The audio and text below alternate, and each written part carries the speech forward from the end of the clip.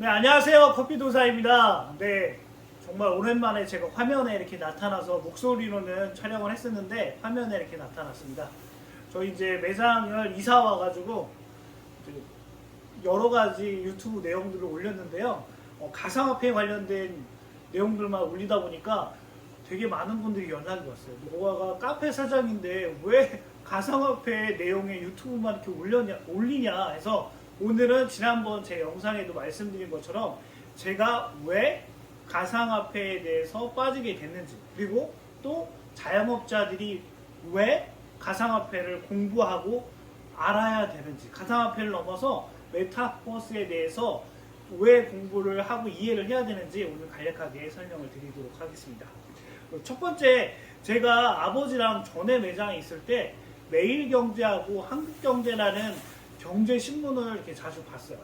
경제신문을 보는데 예전에는 몇 년, 한 5년이나 한 10년 전에는 경제신문란에 첫 페이지, 두 페이지, 세 페이지가 가장 비싼 그 면입니다. 그 면에는 주의 깊게 한번 신문을 보셨다면 알지만 매일경제에는 비즈니스란, 주식란, 그 다음에 부동산란, 이렇게 세 가지가 메인 토픽 이슈였어요. 근데 어느 순간부터 이 세 가지를 뛰어넘는 암호화폐, 가상화폐가 경제 일간지에 일면에 실리기 시작했어요. 그래서 저는 처음에는 의아했죠.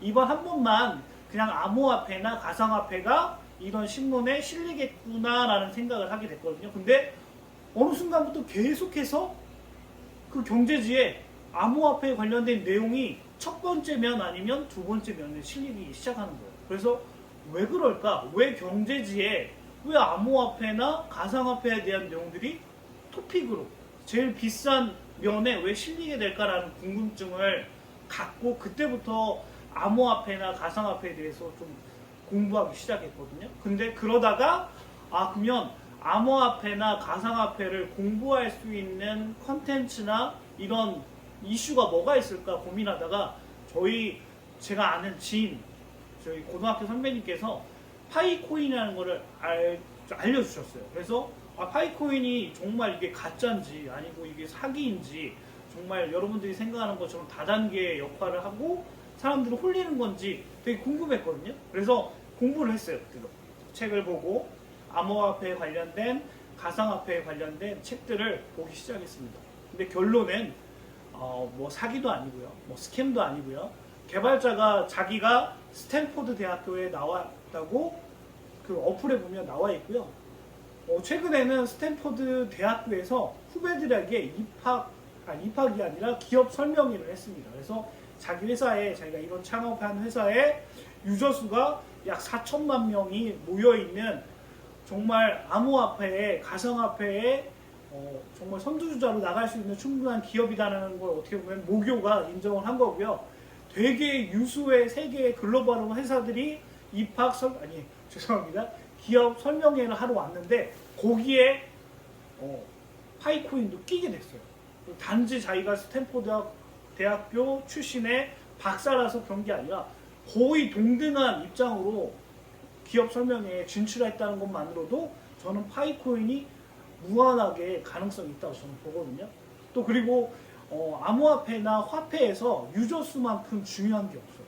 유저 수가 이렇게 폭발적으로 많은 코인은 없습니다. 그래서 제가 계속해서 가상화폐 중에서도, 암호화폐 중에서도 파이코인에 대한 내용들을 올렸던 이유 중에 하나고요. 두 번째는 제가 이제 자영업, 소상공인 일을 하다 보니까 돈의 플로우, 머니 플로어나 돈의 흐름에 대해서 되게 알아야겠다는 생각이 들었습니다. 경영을 떠나서 경제를 알아야지만 부를 획득할 수 있고 사업을 오랫동안 영위할 수 있다는 것들을 알게 됐고, 그래서 경제지도 읽게 되고 소상공인이지만 더 크게 사업을 하고 싶다는 그 꿈을 꾸게 됐어요. 그래서 돈의 흐름, 지금 우리가 실물에 대한 돈의 흐름들은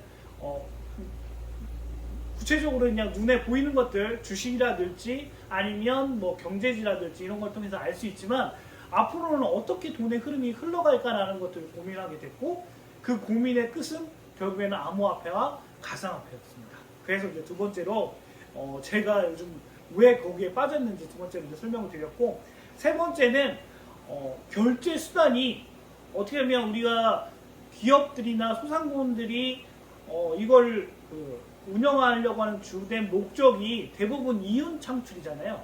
돈을 벌려고 하는 거잖아요. 그러면 돈의 두 번째에서 말씀드렸듯이 돈의 흐름이 어떻게 흘러가고 있는지, 그리고 돈이 어떤 결제 수단이 어떻게 변하고 있는지를 특히 소상공인들은 정말 피부적으로 잘 알고 계실 거라고 생각이 들어요.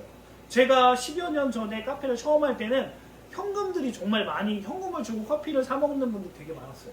근데 어느 순간 갑자기 카드로 커피 한 잔 3,000원, 5,000원 하는 걸 한 잔도 카드를 내는 경우가 많았거든요. 아마 이거는 다 동감하실 거예요. 그러다가 최근에는 다 아시죠? 그냥 핸드폰을 꺼내서 핸드폰으로 띡띡 하는 페이, 삼성페이를 제일 많이 쓰시죠. 카드도 안 들고 다니고 이제는 지갑도 안 들고 다녀요. 그냥 핸드폰만 딱 갖고 그냥 핸드폰만 내밀어서 커피 한 잔 주세요. 아메리카노 한 잔 주세요. 이렇게 바뀐 지가 얼마 안 됐어요. 그래서 저는 고민했죠. 그러면 앞으로는 이런 핸드폰으로 페이로 결정, 현금에서 카드로 왔고요. 카드에서 삼성페이로 왔어요. 그러면 삼성페이에서 페이 찍는 거에서 이제 앞으로는 어떻게 갈까라는 그런 고민을 하게 됐거든요. 어떤 걸로 발전할 것 같아요? 이제는 카드가 핸드폰 하나에 들어갔습니다. 근데 이제 그 카드도 어떻게 보면 우리가 개인 신용카드부터 체크카드까지 정말 한 사람이 수십 장의 카드를 들고 다니잖아요. 이제는 그걸 핸드폰에 집어넣고 저는 그게 가상화폐, 암호화폐로 바뀔 것 같아요.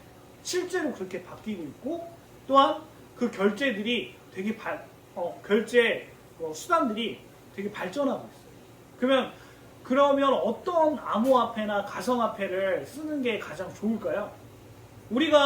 제가 삼성페이 했는데 페이 중에서도 여러 페이가 나왔어요. LG페이도 나오고 뭐 카카오페이도 나오고 다 나오잖아요. 근데 결국에는 가장 많은 사람들이 쓰는 유저 수가 가장 많은 것들이 통용될 수밖에 없는 거예요. 화폐는 교환 수단이나 결제 수단으로 그만큼 유저 수가 막강한 거예요.